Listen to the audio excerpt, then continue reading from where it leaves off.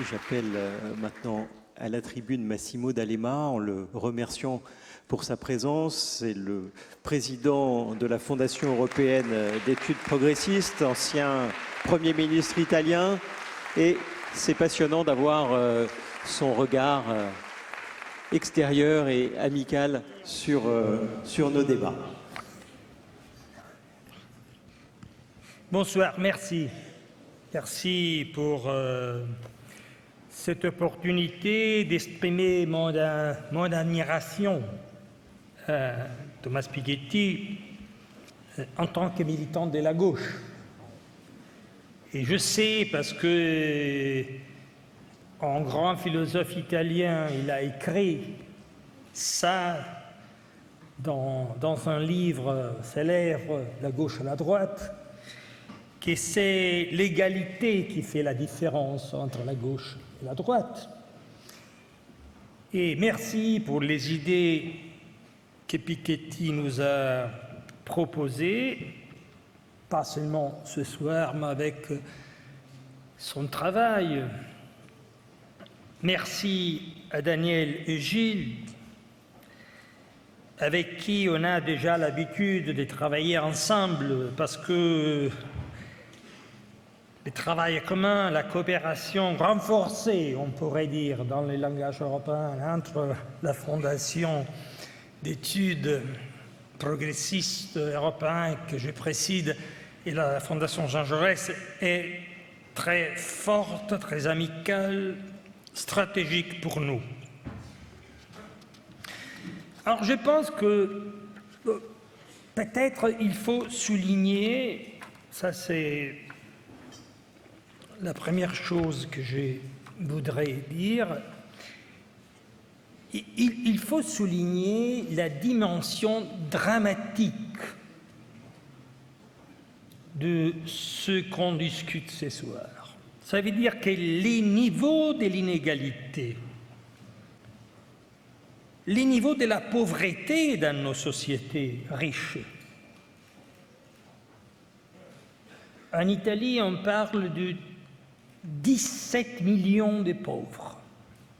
17 millions. Les niveaux du chômage, les taux de chômage, en particulier de la jeunesse, ils sont désormais insoutenables.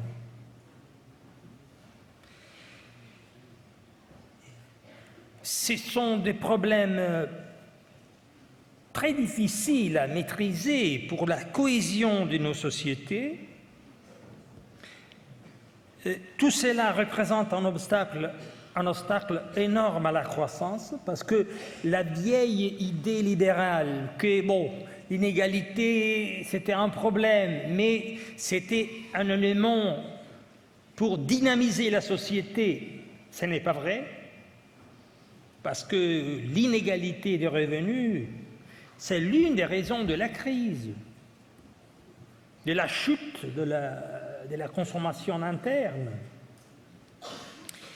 Et finalement, à mon avis, il faut dire aussi que le niveau de l'inégalité est un problème pour la démocratie. Parce que de plus en plus, les pauvres sont exclus de la vie politique, ils ne participent pas,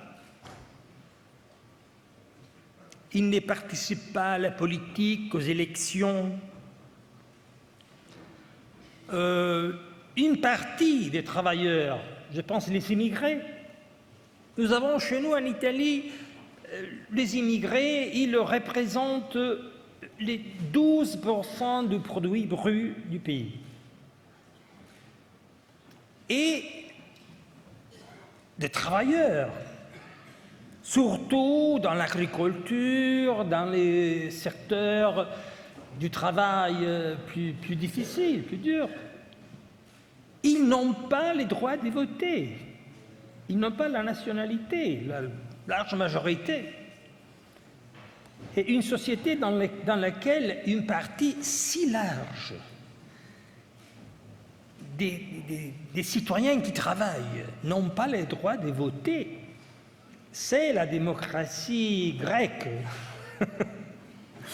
Ce n'est pas la démocratie moderne européenne. Et en plus, il faut dire que l'influence de l'argent sur la vie politique est de plus en plus énorme. Ce sont eux, ce sont les grands groupes financiers qui décident les résultats des élections.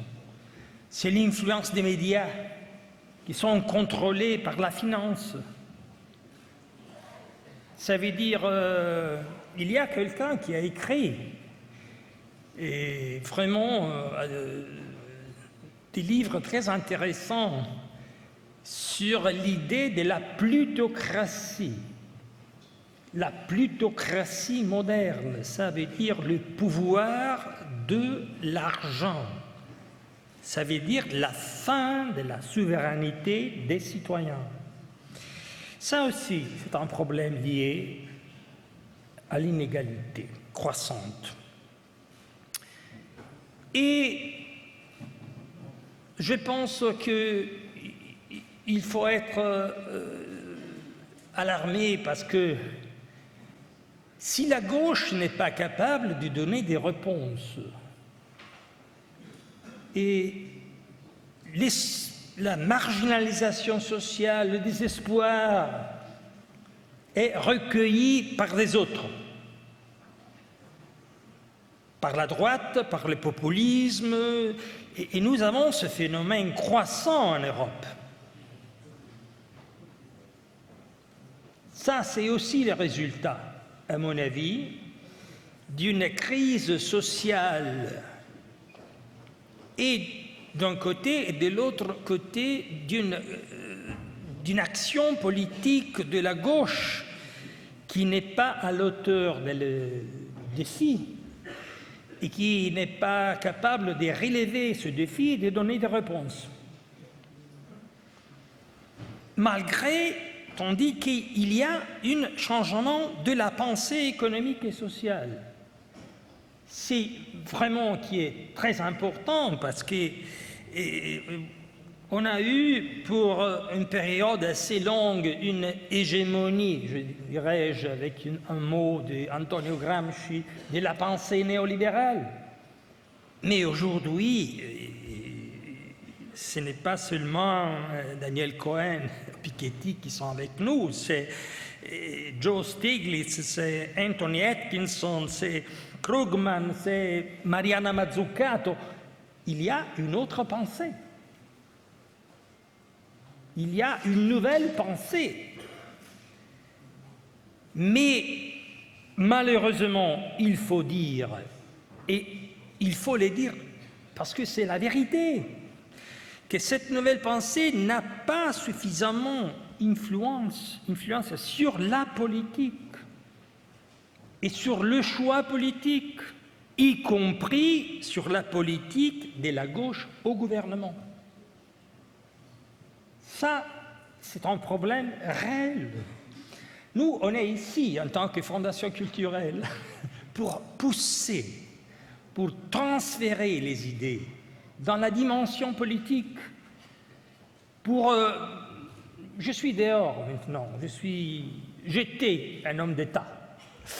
Et en Italie, il y a une chanson très belle qui dit qui n'est plus capable de donner des mauvais exemples peut toujours donner des bons conseils. Non, ça c'est... je n'ai plus le pouvoir de donner des mauvais exemples. Mais je pense vraiment qu'il faut... Alors, je suis totalement d'accord que le problème, ce n'est pas l'analyse, on est d'accord. Et le problème, c'est le combat pour l'égalité. Et je ne parle pas de la France, ce n'est pas poli de ma part, je ne parle pas de l'Italie parce que l'Italie, on parle en Italie de l'Italie, mais l'Europe, c'est my mission, c'est mon travail. Et quelques mots sur l'Europe s'imposent. Aussi parce que, chers amis, nous, quand il y avait la commission Barroso, on pouvait dire à l'époque, c'était possible, c'est la droite. c'est la droite qui gouverne l'Europe.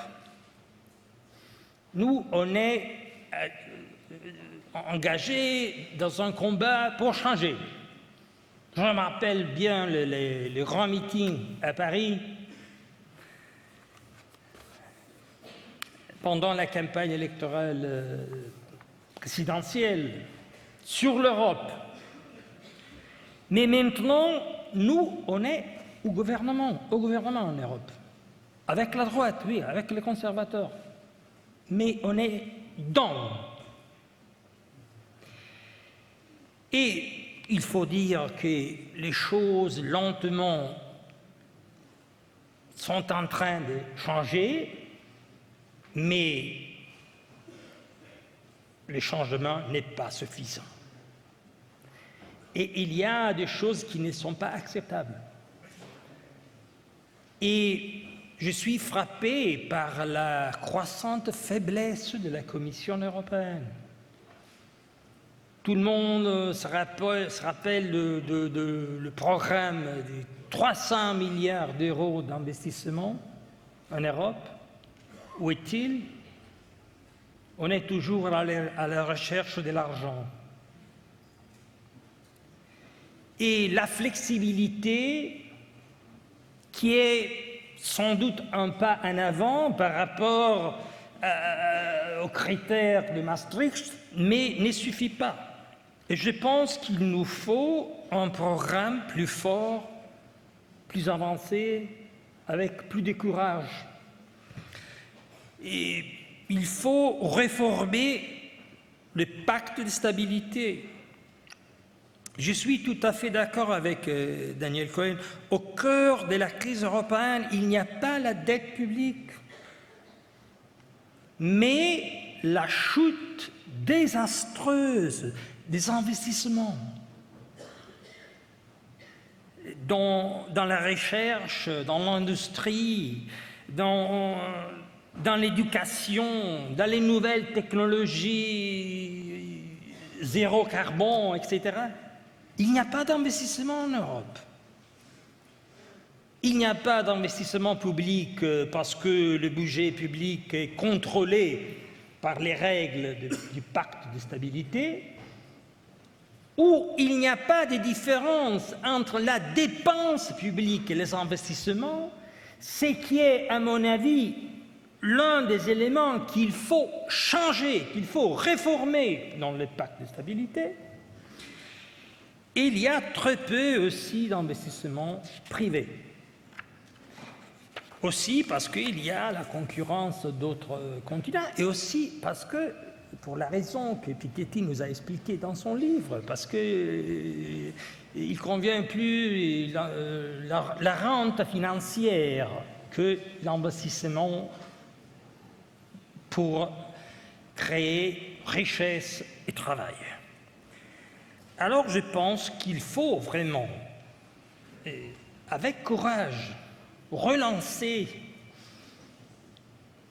une lutte à niveau européen des socialistes,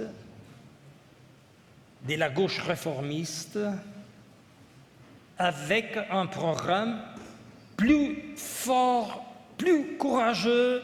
Il faut mettre en discussion aussi la coopération avec les populaires.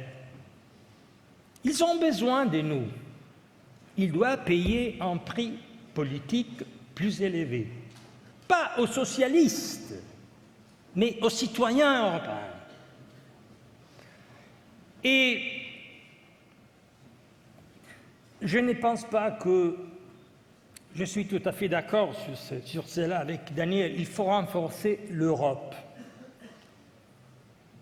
Il ne faut pas renforcer les États membres dans l'Union européenne. Nous avons le Conseil, nous avons déjà la Chambre des députés élus et les conseils des gouvernements. Et en réalité, l'une des raisons de la crise d'Europe, c'est le pouvoir des gouvernements nationaux. Il faut renforcer les pouvoirs de l'Europe. Et je donne un exemple concret. Le Parlement européen avait voté pour la taxation des transactions financières. Et la Commission, il s'agissait de la Commission Barroso, avait dit oui. L'Europe avait décidé. Le Conseil européen, des gouvernements européens, a dit non. Et ces projets, à mon avis, il aurait représenté à niveau mondial un pas en avant très important, un message de l'Europe est resté dans la dimension des idées. Et je pense qu'il faut vraiment une nouvelle initiative politique. Piketty, tu as parlé des 4 grands pays de la zone euro. Il y en a aussi d'autres. Mon opinion, je comprends que ce n'est pas facile ça, mais mon opinion, c'est qu'après les référendums britanniques, il nous faudrait une initiative politique pour, dans le cadre du traité, il est prévu la possibilité d'une coopération renforcée. Et avec qui? On peut dire, comme disaient les néocons américains, nous avons besoin d'une coalition of willings and able to. Ce sont les pays qui ont la volonté de le faire, de mettre ensemble la politique industrielle, la recherche, les règles du système social, qui ont la volonté de coordonner la politique fiscale et des impôts, en particulier sur les taxations du capital. Je pense qu'il faut essayer. Et je pense que c'est au gouvernement socialiste de lancer cette idée, bien que de l'autre côté, je pense qu'il n'est pas facile avec Mme Merkel, mais je pense que c'est une idée qui peut parler à l'opinion publique européenne. Et il ne faut pas oublier qu'aussi en Allemagne, il y a un esprit européen qui est toujours fort. Et finalement, la dernière chose, il y a une dimension au-delà de l'Europe, il y a une dimension internationale, globale de la lutte pour l'égalité. Et bien sûr, si on regarde ce qu'on voit à propos des Panama, etc., le problème de la... il y a dans le monde, il y a une réalité, une richesse sans État. Alors, les mécanismes de l'égalité, de la réduction des inégalités, les mécanismes traditionnels étaient liés à des systèmes d'impôts proportionnels à la richesse et de redistribution des richesses. Nous avons désormais une énorme richesse sans État, sans aucun pouvoir politique et qui ne paie pas d'impôts. Pas du tout. Alors, ça, c'est vraiment... Ça devrait être pour les progressistes, pour les démocrates, pour les gens raisonnables, le top de l'agenda mondial. Il s'agit d'un problème de volonté politique. Parce que personne ne peut penser que les États-Unis et l'Europe décident que Panama ne peut plus être un paradis fiscal. Et Panama peut résister. Non, on bombarde des pays pour des raisons beaucoup moins importantes que cela. Et s'il y a la volonté politique de finir avec les paradis fiscaux, ça c'est possible. S'il y a la volonté, nous avons les fonds monétaires, la Banque mondiale, l'Organisation du commerce, l'Organisation mondiale du travail. Personne ne nous empêche d'avoir une taxe Global Tax Authority, une autorité globale pour rechercher la grande richesse sans État qui existe et pour obliger ces gens. On est dans un monde dans lequel 62 personnes ont la même richesse que la moitié du genre humain. Ça veut dire que c'est un niveau insoutenable. Et Joe Stiglitz, il a écrit « L'inégalité est un choix politique ». Et je suis tout à fait d'accord avec lui. Le problème, c'est qu'il faut se battre et il faut proposer un choix politique contraire. Et vous êtes en train de donner les idées pour le faire. Merci. Maintenant, c'est à la politique d'agir. Merci.